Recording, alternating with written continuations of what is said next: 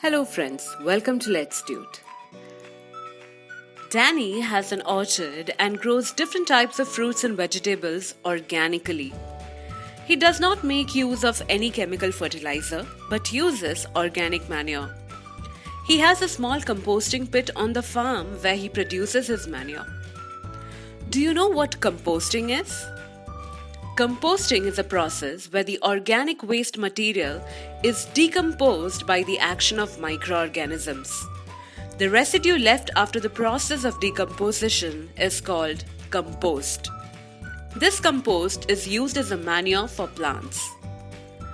Danny does a similar process of composting, but instead of relying on microorganisms, he uses earthworms. Let's see how that is done. A pit of approximately 35 centimeters deep is dug in the ground in the shape of a rectangle. Alternatively, one can use a wooden box or a concrete pit of the same dimension. This pit should be dug in a place that is not directly exposed to too much sun. It should have a slight shade above. A mesh-like thing or a net is placed at the bottom of the pit.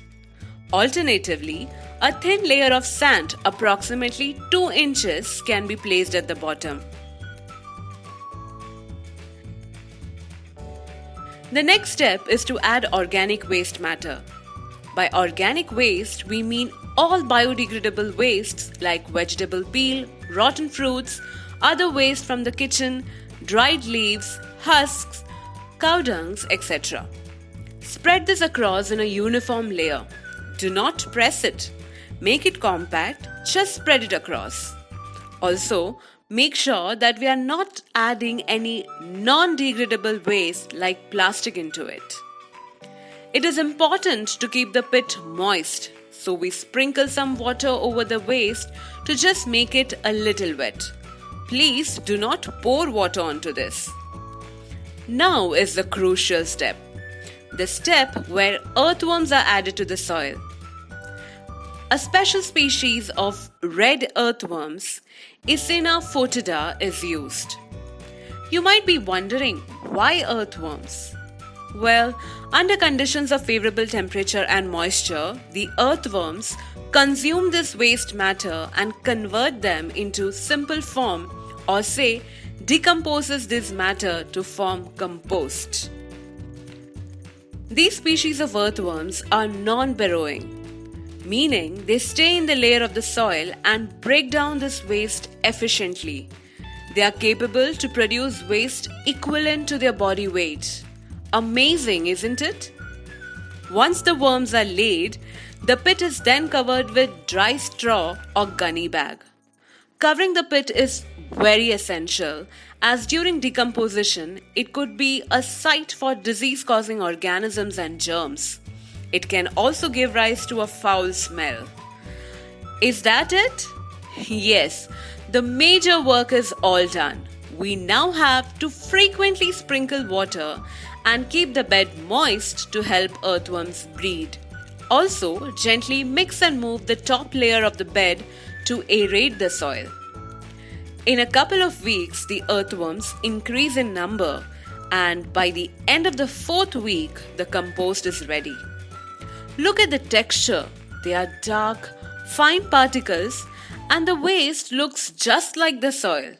This is called vermicompost. Since we use worms to carry out the process of composting, we call it vermicomposting.